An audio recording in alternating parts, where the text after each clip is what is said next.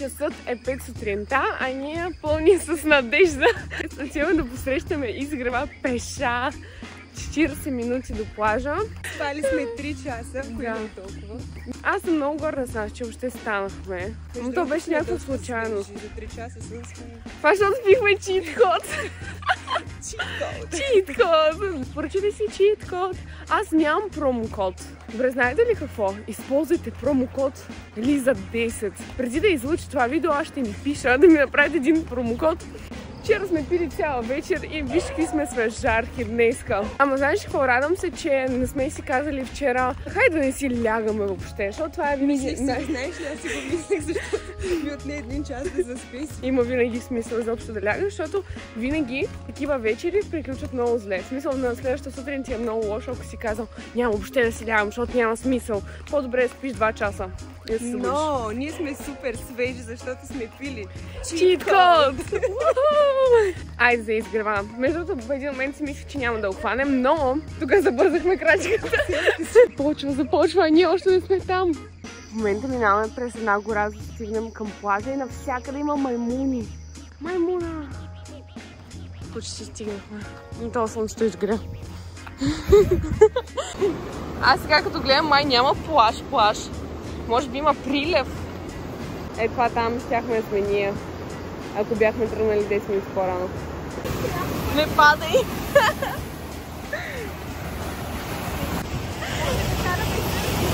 Ма нямаме сърф. техните. А, техните? Добре. Много мрак.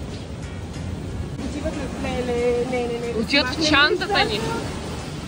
Вижте, са мега много, да има цяла пътека. Да, работят. Не като нас. Има някаква пещера. Еха! Какво е това там? Това изглежда много страшно. Това са някакви индонезийски богове.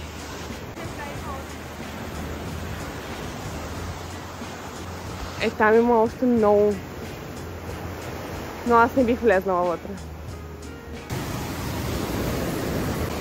Много е красиво тук, обаче аз мисля, че имаме нова задача. Трябва да намерим къде преподават сърф и отиваме да се учим да караме сърф. А днес трябва да вървим до другия плаж, на който всъщност трябваше да бъде. Защото изглежда се вижда оттам, но и тук е добре. Сега ми карате, че съм виновна. Виновна! Печат виновна! Грешка, слуша се тя неща. Питах ChatGPT дали от този плаж се вижда изгрева. Реално се вижда. Да. Този плаж Green Bowl е подходящ за хора, които вече могат да карат сърфове. Имат собствени. Защото вълните тук са чудесни. Има по-навътре хора. Едва там са добрите сърфисти. Някаква черна гасеница с... Това не е гасеница, това е стоножка. Стоножка с жълти точки. Изглежда отровна. Много често в моя влог може да видите някакви бръмбари и стоножки. О, боже мой! Това са много стълби. А по пътя на прибиране на вкъщи маймуни. Те са големи. По-големи от кучета. Да. Кучета те ни пазят, правят ни път от маймуните да ни нападнат. Там избира бълхите. Избира. Махай ги. Чисти го. Това е мъжа и 100%. Жената чисти мъжа си. Маймуните дали усещат страх? Защото аз го излъчвам в момента и нещо вече ме е страх от това. Дойдохме да рентнем мотор. Hello, here. Okay, thank you. Това пича спи сигурно. Hello, we want to rent a motorbike. Yes, and how much for small? 100 per day. 100? Yes, per day. For big? Yes. I want small. This is small. 100. Yes. Тук има някакви риби. Да, тази някаква нападна, може би някаква болна. Тези хора тук ни дадоха цена. Между другото много ефтино, само 10 лева на ден. Но в хотела ни предлагат още по-ефтино. Айде тогава да вземем тук, за да може да се приберем с байк. Какво трябва да го караме обратно тук и да се прибираме пеша. Е, това го има. Да. Добре. Тук така растат банани. Не тук, като цяло така растат банани. Да, това листо е завито. Пакетирано. Колко са малки в началото. Казах, че искам да рентна моторбайк и тук дойдоха всички на работа. 3 човека. Hello. Nice motorbike. Yes, okay, this one. Скупи. Просто няма как. Няма как без него да се предвижваме повече. Много е топло и много са далечни разстоянията, ако ходим пеша, примерно по 1 час до някъде просто. Така че взимаме мотор и с мотор сме на 5 минути от навсякъде. Нашето моторно превозно средство пристигна.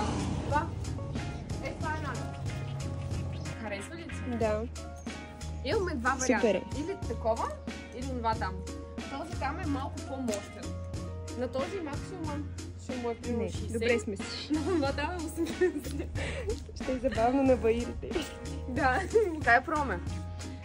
Мостите. Много добре.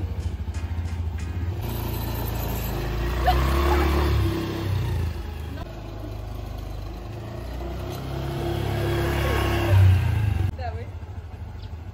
Това ми е първото возене на човек. До сега не съм возила човек. Това ли си? Добре.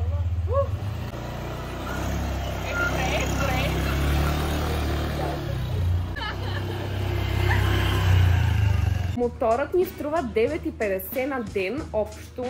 И ще го вземем за 5 дни. Your total payment 475,000. Окей, thank you. Много екзотична закуска. Какво ми за дината? По-вкусна ли е от България? Здравето ми е много добра. Да, ананасите. Обожавам. Не ни се вижда корема. Видяхте ли корема на Вероника? А попката й? А голям. Чакай, а тази пъпка видяхте ли? Моторът ни няма абсолютно никакво гориво и първото място, на което може да заредим е ето това нещо. Какво е това? Как се зарежда тук? Аз сама ли трябва? Ами, догоре. Какво за Бога прави тази жена? Какво е това? Как се нарича този процес? Въртене. Какво прави тя? Защо? Как? А дали да зареждам от това гориво до макс или да отидем до нормална бензиностанция? Какво е това въобще? Надявам се правилно нещо да зареждаме. Тя дори не ни е питала. Да, знае. Знае колко нас. И за оправната. С 300 зора и с много пот и нерви стигнахме до прекрасното място. Сега плащаме паркинг. О, Вероника, как беше да се возиш при мен? Опасно. Не е вярно, аз се опитах максимално сейф да го направя. Завиването беше много интересно, ако може да го снимаме по някакъв начин. Да видят хората как обръщаш. То не е завиване, ами обратен. Влезнахме в парка, тъй като имаше безплатен автобус, ние директно се набутахме там, без да си купим билети. Трябва първо да си купим билети. Нищо, да видим. Дали си не трябва билети? Дойдохме в едно от най-впечатляващите места в Бали, което се намира в южната точка на самият остров и това е културен парк. В този парк са събрани гигантски скулптури. Входът за това място беше 15 лева. Прочете ли нещо интересно тук? Да. Сподели го с моята аудитория. Кратко и ясно. Не, нищо. Еха, това са наистина гигантски скулптури. Зад мен е бог Вишну и той е един от най-важните боговете в индуистка религия. Той поддържа хармония, баланс в света. Това е много голяма скулптура. Това е главата на Гаруда, който е наполовина човек, наполовина орел. Също така един от боговете. Много е голямо това. И наближаваме голямата статуя. Еха! Това е много голямо! Това е една от най-високите статуи в света. 121 метра. Не знам въобще дали се побира в кадра. По-висока е от статуя на свободата. Вау! Аз не мога да ви опиша, през клипа не се вижда, Просто огромна. Ето, за да разберете колко е голяма, вижте, ето там хора. Ето ги там влизат.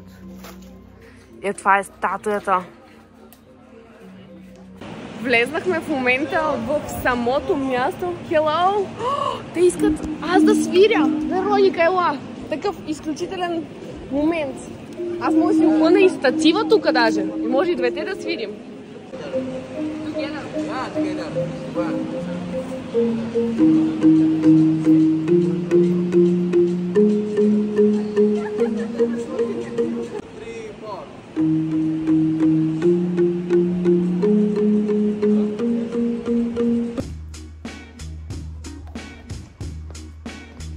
От това място скалата, от това място паметникът. Това не е паметник, скулптура. От това място... Това не е скулптура, това е паметник. От това място паметникът се вижда. Се вижда.